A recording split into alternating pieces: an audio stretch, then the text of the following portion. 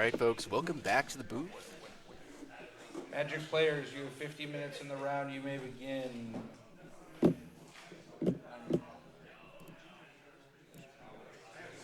Peter is on. So Peter is on a green-white mid. Yeah. Yep. Hello, everybody. We are back in the booth. We had a bit of a premature start there, but should be fine. False start, folks. False start, folks. My name's Noah Michael, Chief Mogg of the Mogg Squad and Cube Nerd, and I'm here with my best friend Fritz Hoffman. Oh, that's wonderful, Noah. Um, No. we are going to commentate some pre-modern in this match between Peter on Terrageddon and Christopher on. I saw Christopher. We're not quite sure yet. I know. I saw what Christopher was on. All right. What do we got going on? We have a green-white mid-range creature mirror. Oh, this is going to be delightful. You This know, is gonna be we saw deranged piles last round between Aaron and Sam with a green-white control versus replenish, and now we've got good, clean Birds of Paradise gaming. Yeah, well, I think there's going to be some similarities actually between this match and the last match, and then it's going to be how does one cast an Armageddon, right? Yeah. And first Birds of Paradise on Peter's side. Are you sure it was green-white creatures? Maybe I am thinking of the wrong Christopher Tyrell. I think our guy might be on Stifle Knot. That certainly looks like an Arena 1996 promo island. Yeah. All right. We have a Windswept Heath from Peter. So from a matchup perspective, what do you think? Obviously, Stifle Knot's trying to just shove here because we're in a spot where we're a pre-board game. So. Yeah, exactly. There's only a limited number of cards in Peter's deck that would answer a Dreadnought. And the question is, does Peter have those cards? Yeah, well, and most of my particular success I've had in the format has been with Stifle Knot, and in a lot of spots like this, I'm just trying to shove, and we see that from Christopher. Yeah. Do you think do you think this is the right judgment, Noah? In general, I think that in game one against like White Swords to Plowshares decks, shoving, especially if it's with Vision Charm instead of Stifle, is really live. We see a rough Sylvan from Peter. There's a fetch line to shuffle here, but this is also maybe a situation. I don't think you want to take additional damage. Although, you know, the first bite at that apple's free. Yeah. Well, and here's the other thing. I think that the spot that Peter is in, he just needs to. There's 3 life totals, 2, 1, and 0, and 2 fetch lands does not take you from 1 to 0 or Correct. 2 to 1. So. Correct. So you do get to pay the 4 life at some point. But not there. Second Birds is rough again. Like the need to win Swept Heath here is pretty live. He's got to get those lands off the top of his library, and we see Marble Diamond. We see lots of curious choices here from Peter. Should be a fun match. I do think. A good friend of mine tested this matchup with me a bunch when I was preparing for tournaments, and definitely think that Stifle Knot is highly favored here, unless we have the classic 10 sideboard card plan. As a green creature deck enjoyer, this is a rough spot to be in any case, right? In game 1 against Dreadnought, what you're going to see is cards that are ill configured to fight a 12/12. Yeah. And you're going to have some cards in your deck that answer a 12/12, but there's a lot of granularity and texture to the kinds of cards that it will be in your deck, right? You're gonna have things that have some amount of power and toughness that are less than 12, and those aren't going to matter in the face of a 12/12. No. You're gonna have cards that answer a 12/12, and you're gonna have cards that don't do anything. No, and we see here just absurd hand here from Chris. I don't see any way that Peter gets out of this. We see Foil Island, Portent, he's going to get to shape his draw here. I'm not sure that there's any way back. Maybe there are 3 sorts of plowshares on top of the library for Peter. Yeah, that's the only thing that would get it done here. And Chris attempts to resolve his Portent like a Ponder. Unfortunately, you do have to wait to draw the card.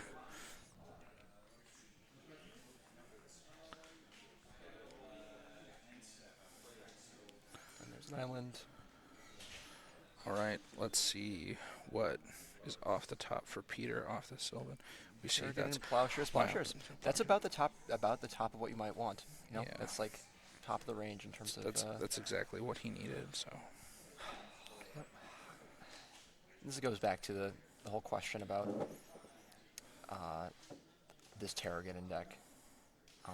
the land play there is a little bit interesting with Armageddon in hand. I think I probably want to be in a spot where I'm holding that. Yeah. I've got a million mana sources. Although, you know, when you're at 3, the brush land isn't really exactly all that high value, so maybe you do want to put in your graveyard to make your Terragon bigger. I mean, like Gemstone Mine with 2 counters is the same thing as Gemstone Mine with is the same thing as Brushland here. Again, we need to not forget that there's basically unless Mishra's Factory Gaming happens, which generally you're not attacking with a 2/2 against the green-white creature deck. Actually, I think Peter has a line here. So it's his first main phase. If he casts Armageddon, that demands a counter spell out of Christopher. Christopher has a foil, but did we see a Daze or another free counter spell? 2 foils would do it. 2 foils would do it. I know that there's an impulse in Chris's hand. True, but what is it? The impulse would need to find another foil. But, so what do we got? I like that. It seems like our Peter has found the line. So we have the Armageddon, which will be counterspelled. And there's Plowshares number 1. And Plowshares resolves. I actually like that a lot. That's a lot of restraint from Christopher. He knows that he doesn't want to fight over this. He's like, I'm going to set up for another Dreadnought. Having all of his lands is like a great spot. And there is second Dreadnought. Yep, second Dreadnoughts, and then there is a Stifle this time. We love a shove.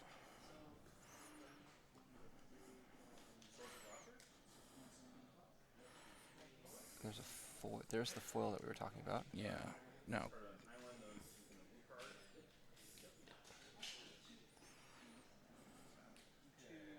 The way Christopher played didn't represent that foil. I think That was really excellent. I think that he's clearly gotten his reps in.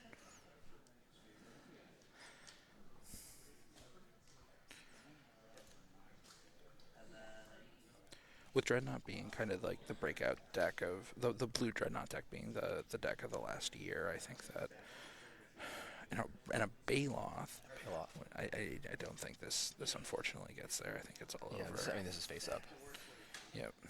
Peter's hellbent. It's just attacking.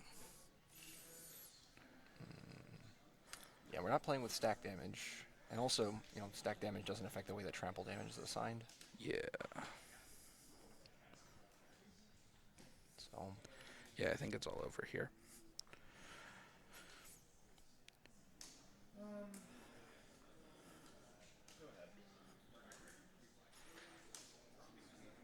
Untap Strongs. Boom. In the red zone. And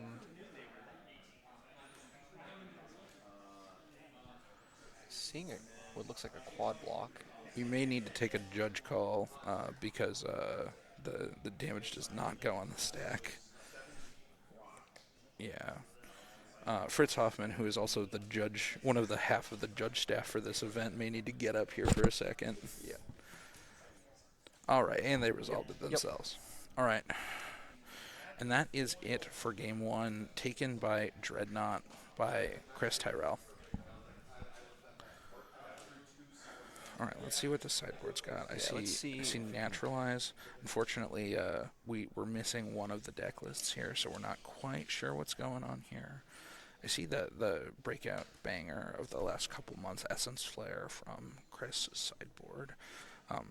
Can kill a birds, but in general, unless we suspect bees, I don't think that that's quite where we want to be. Yeah. Do you think Terragon is playing anything like that? That seems like more of an Enchantress or a combo card. I think Terragon is not a deck that plays a singular card that serves to shut down the Stifle Knot strategy. Like, Sylvan Library is an important card, but it's something that you're not horribly torn up about trading a counterspell with. I think that all makes sense.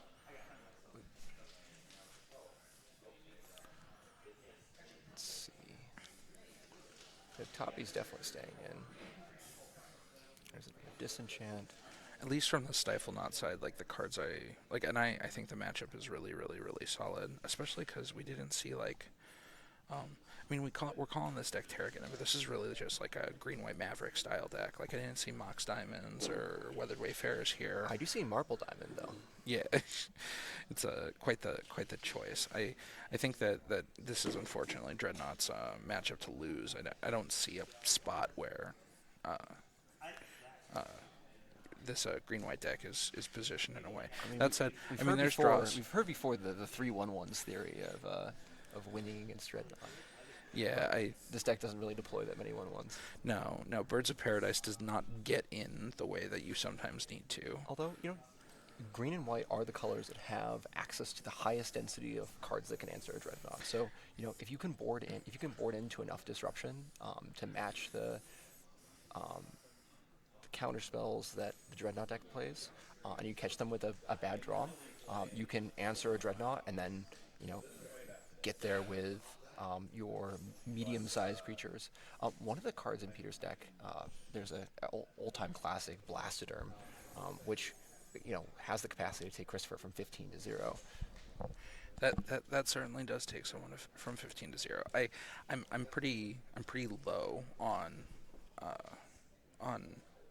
Blastoderm though here, just because again we're talking about a deck with 1,000,002 counter spells, and trading 4 mana for 2 can be really rough against the cantrips deck. Exactly. Yeah, and more than anything, like you just want to have a creature in play so that your opponent is under pressure to end the game before you attack them 10 times a year too. And that all-time banger was mentioned, Blastoderm in Peter's hand. We've also got Anrid Brushhopper, long time, 3 mana 3/4 without a downside. They didn't print cards like that for a long time.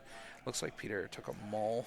Ooh, oh, okay, so card in the sideboard that we did see, not Bees, but we did see City of Solitude. City of Solitude is quite the So for those quite of you uninitiated in enchantments from Visions, City of Solitude is a 3-mana enchantment that has, I think players can cast spells only during their own turns? I believe that that's the case. Yeah, so it's a symmetrical effect. It might even be a world enchantment, but that's not relevant here. So similar effect to the Xantid Swarm, except in the form of an enchantment. Like I mean, with Chris keeping 7 here though, I would be shocked if this isn't a shove hand or something that's really well set up. Did you see if he brought in Tides? I don't think it's quite where you want to be, given that this is a Birds of Paradise deck. I did not see his sideboarding. Generally, yeah. If your opponent has a plan that involves casting Dorks and then casting Armageddon. Oh, this 6 is rancid for Peter. Yeah, it's hard to just find hands that these hands have not had coherent plans against Dreadnought. I mean, this is the rock not rock problem, as we talk about. Like, Dreadnought has a dedicated plan that's really able to push the game in a particular direction. And I mean, like if Genesis is in my deck after game 1, I'm in trouble. I think. I mean, we could see a null here from Chris potentially, but just lets the Sylvan resolve. Yeah, I think.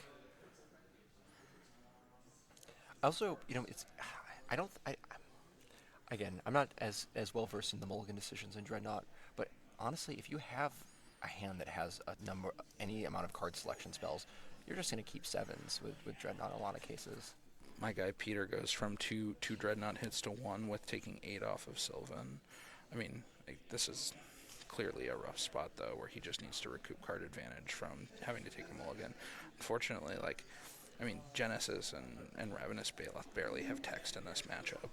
Yeah, this is kind of a situation which you're playing, you're playing your little kid deck. Ooh, I gotta say it was a good day with my AK. And we see Chris flip his hand around and continue to draw good blue cards. We love to see it. I do love how Peter's deck embodies something of the spirit of pre-modern, in that it is, it's a lot of cards I think that are, it's a green-white pile. Not a green-white, with Armadillo Cloak. Yeah, so we've got Peter's deck list pulled up here. It looks like he's got like a good bit of work in against Dreadnought here in the main. Mm-hmm. He's got 2 Octavia Orangutans. He's got 4 Plows. He's got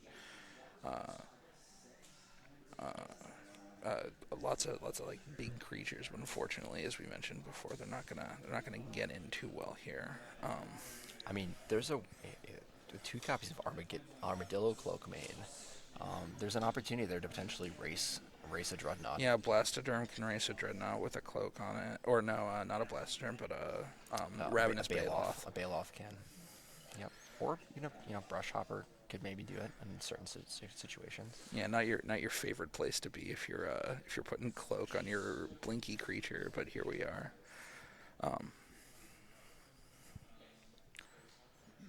We get a fetch from Peter. I think you just have to start throwing 4/4s into play here. Yep. I like the Baloth here. I mean, you did make the point about 3/1/1s, but 3/4/4s will do it. Yeah.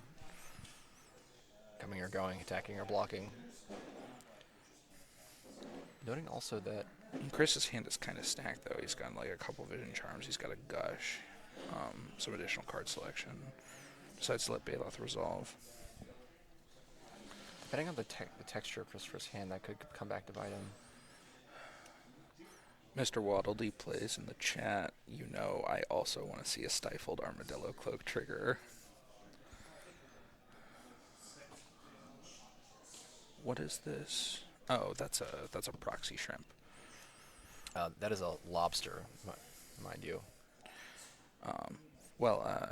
As you know, all of the Mogg Squad events are pro proxy. We don't think that you should have to pay $200 for your Phyrexian Dreadnought if you don't want to. What I'm objecting to is that there's a lobster depicted on the card itself. Okay, I mean this is a reasonable problem, but we can see if we can ship him the Mogg Squad art and get him a Dreadnought with a Mogg smoking a cigar instead of this lobster card. That one can actually be sacrificed to deal 1 to any creature or player.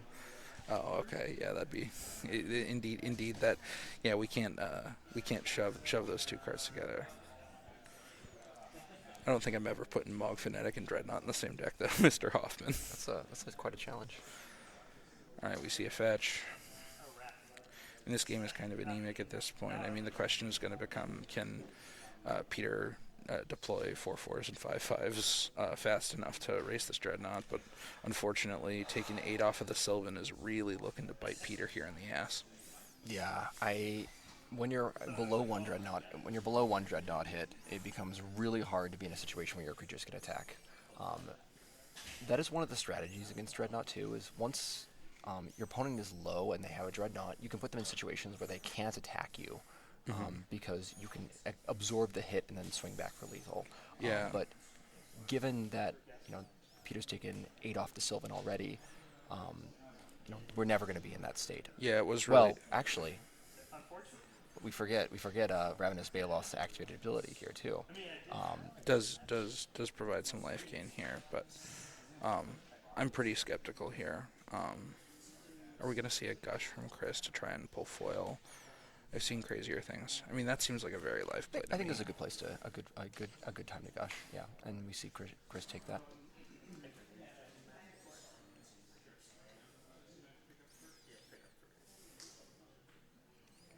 Pulling Stifle, another Shrimp, so backup combo.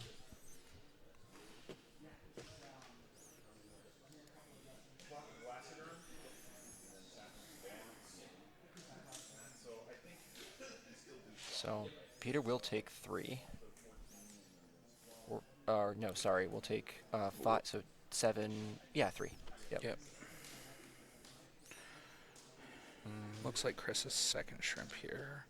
Oh, not 3. It wouldn't be 3 because blocking and sacking will actually absorb less damage. It's just it just takes 8.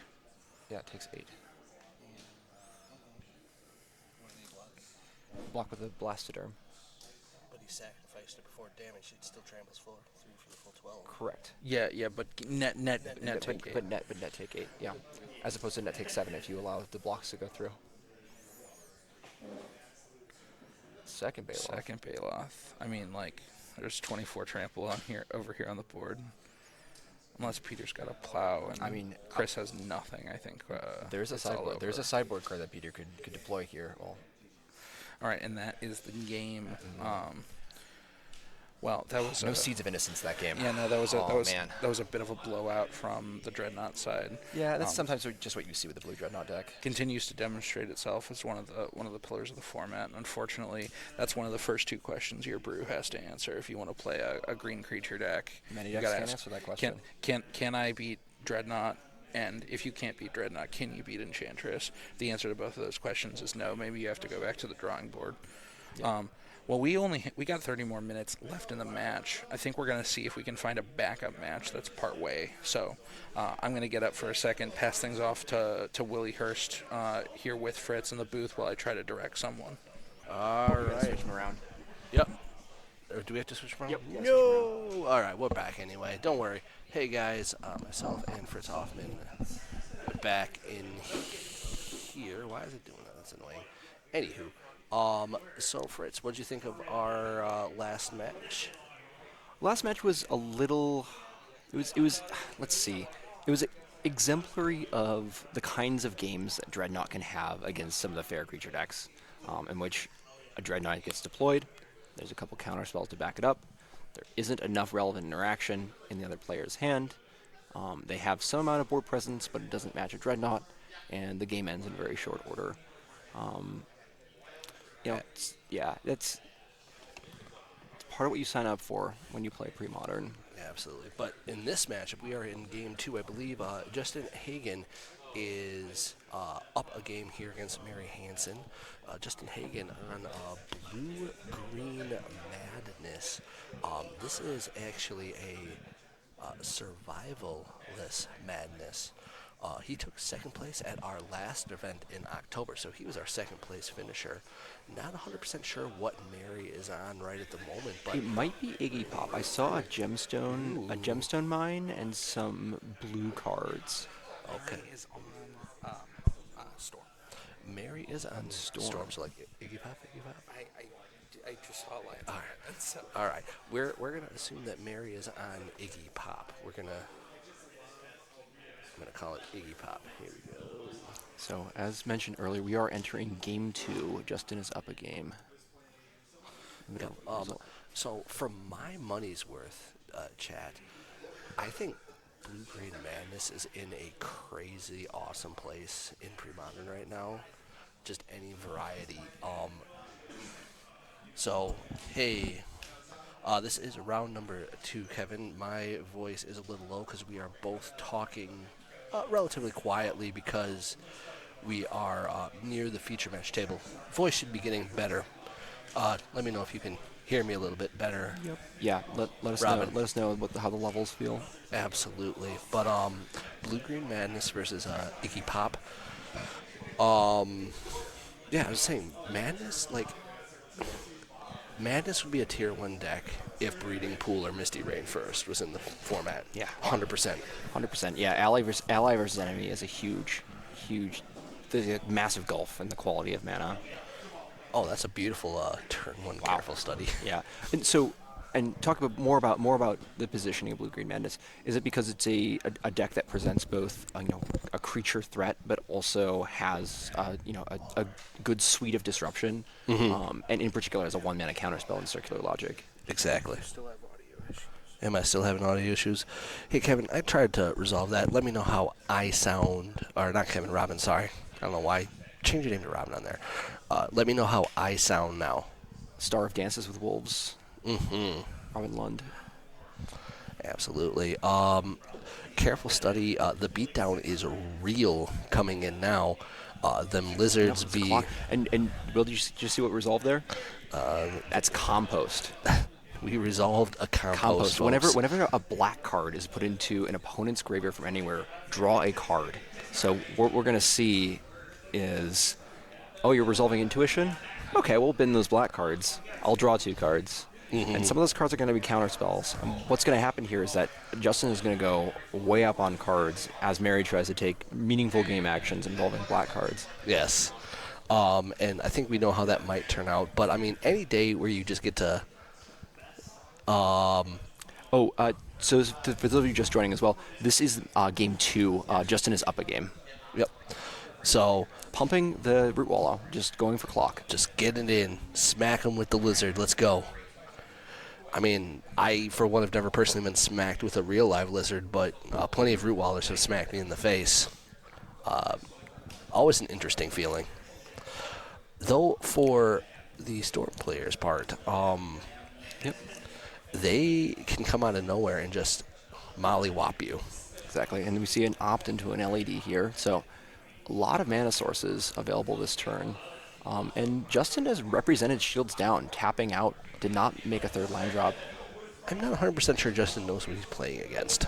I think Justin is still relatively newer to pre-modern, so some of the decks are different. Though I think he knows about this deck. He may have faced it against it in October. Yeah, so I'm seeing Cabal Ritual, LED, Lotus Petal, Cunning Wish, and I think, what's the other card? Passing the turn here is interesting. I think you had resources there to go for it. Again, I'm not an AE pop player, but it seems like, just a hunt, like, if you can generate 10 mana, then Hunting Pack here creates, what, 20, 24, 28 power? Yeah, certainly Two enough LEDs. to push enough ahead. And If there's ever a shove turn, this has got to be it, right? I mean, Mary's running out of time.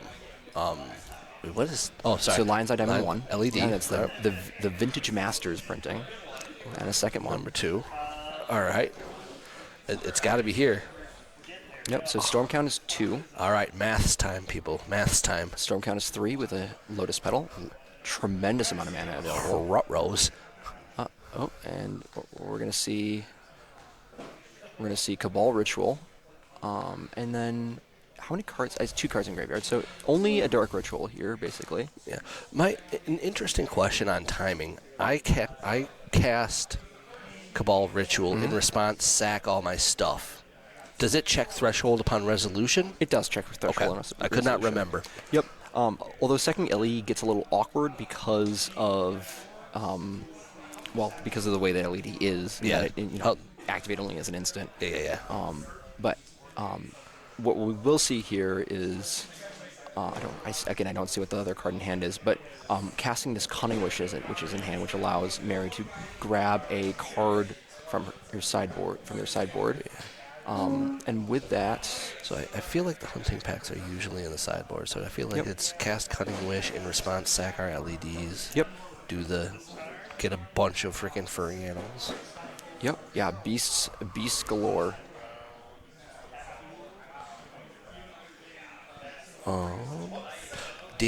Not like it matters. Did Justin draw off his compost for the Cabal Ritual when it was cast? I don't recall. I believe it is a May ability. Is it a May ability? So he has to keep track of I it? believe it is a May ability. So Okay. I believe it's something that You have to keep track of your own stuff. keep track of. And in any case, we are playing a modified regular REL. Yeah, don't be a dick. Dick REL. And also, he did draw. Okay, thank you. Okay, thank you. you. Chat is keeping better track of the game than we are. Chat, as if you're looking always. for a job, Mogg Squad has openings. We'll get you the application real quick.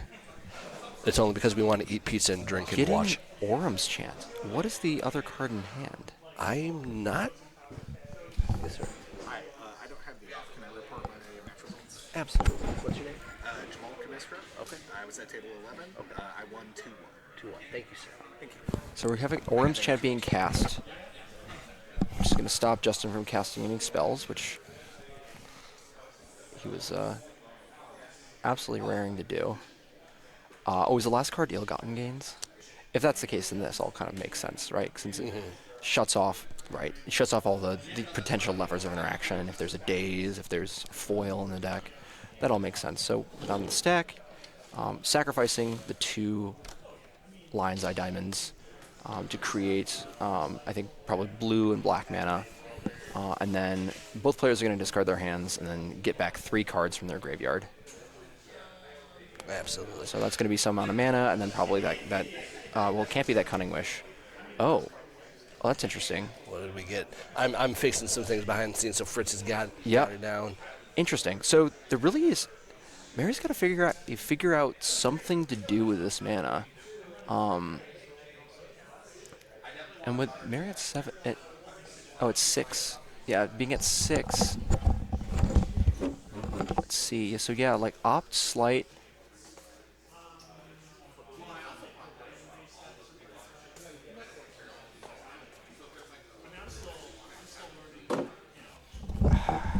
I'm surprised that we just didn't go for the hunting pack line here, because hunting pack just generates a tremendous amount of power, but the Orms chat doesn't even guarantee you the second bite at the apple here. You just get to dig a little more, and you're down on mana, and Yeah. And it may be more of a experience thing. Iggy Pop, probably one of the more complex decks, certainly very complex by Storm standards in 100%. general. Yep, So sometimes finding the right line at the right time can be difficult. 100%. Ooh, there's a portent, so that gets us closer. Okay. So portent, the Duskworn Commander deck printing. And let's see. Look at 3 cards. Seeing another opt. There's another Ill-Gotten Gains. So I think Can we recycle enough to I get there? Well, the problem we're going to have here is that you can draw it, but there's only there's 3 black mana and a blue mana, right? Mhm. So there's another cantrip in sleight of hand. Yep. That's going to go on. So the Ill-Gotten Gains is going to go on top of the deck, Mhm. but you won't be able to both cast. You won't be able to cast both the sleight and cast the Ill-Gotten Gains, because you're going to only have 3 black mana in the pool, and so what's going to happen here is that you can't use LED to pay the costs. That's the reason why it was a bulk rare in 1995. Yep. Or 96, and that I think we're just going to end up with Mary passing the turn here. All right. I mean, and these are the things, the type of decks like this that are really good for gold fishing. Before, if you're going to play an event like this, take your time, goldfish it. So, because right here there is no opposition. It's finding your lines. And I agree with you. Also, we do not necessarily have Mary's deck list in front of us. We do not see it, so we do not know if she even had the hunting pack available. That's true. That's so true. We may have been speaking out of turn on that possibility. But a complex series of events here. Oh yeah, Iggy Pop is a complicated flowchart of a deck. And when you talk about gold fishing, it's almost as valuable as playing the games, because all you're really doing is figuring out what turn can I execute my combo, Right. and what are the mechanics of executing that combo.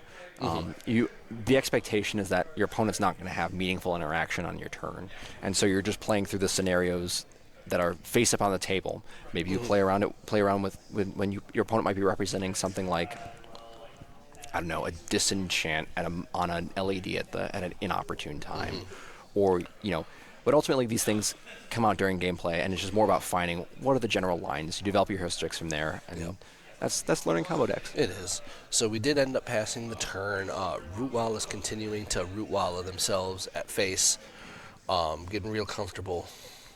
So this is a now or never turn again for Mary, as another swing will end this game number 2. Yep, Rootwalla just going the distance. Yeah, I mean, he's just a simple guy. Delver of Secrets, here we go. Yep, indeed. So we have got Ill-Gotten Gains being cast, but we see a circular logic in Justin's hand, and he's probably got to be thinking about what could be represented here. I mean, there's no and way we're just you gonna don't go counter that. Frantic Search.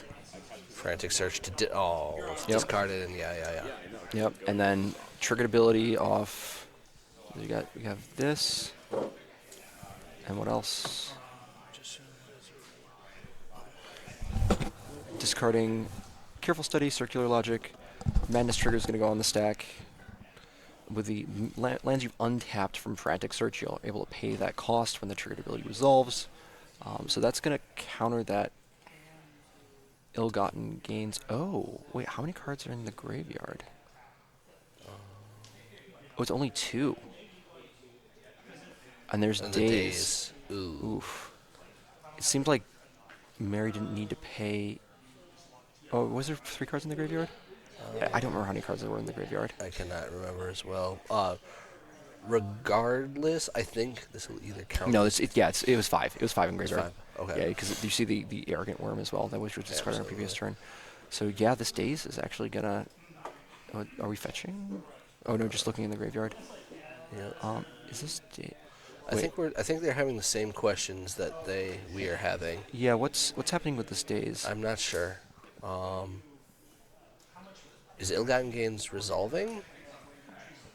Oh, maybe it is resolving, Okay. and Justin is just getting back this days. I mean that he doesn't have That seems to be what's happening here. Okay. Yeah, the days was not in hand. That makes sense. I didn't see the hand. Okay, so we're just getting back 3 counter spells. Does he Notably, the foil can't be cast. does he have the? No, he had to discard his hand. So you're right. Yep. So he's essentially again shields down here. I think. Yeah, except for the days. Is that an island next to the coast? that is an island. Okay. Yep. Okay. So he has. So then the foil is live because he dazes, brings back the island. Oh right, yeah. And then Yeah. you can discard the circular logic. Yep. Yeah, it's actually a fair bit of resilience here. Yep. Before So this we next have event, we're going to figure out why my monitor hates LED. me. And that's going to get dazed. Yep. I mean, my right play. Yep. And then the second LED, Yep. Get it again. and that's going to get foiled. Yep. And that should. And then no more spells to cast. Yep. Should be as simple as a swing back for the win. And yeah, these basking walls are gonna I mean, go the distance. who could ever doubt the lizard? Who could really ever doubt the lizard? Never doubt the man? lizard. Never doubt the lizard. Yeah, Noah, when do you- you ever doubt the lizard? When you bet against the lizard, guess who comes out on top? The lizard always wins. That's the point. So we see Justin go ahead and pick up that win 2-0. We're coming up on the ending of our round. Another match playing out. We're going to take this opportunity for myself, Fritz, Noah to grab a drink, wander the room, shake the hands, etc. Thank you everyone for being with us. We hope also during our breaks you have the chance to check out Spanish Nationals if they're still streaming. Great events all around. But we will be back shortly. And everybody, take care.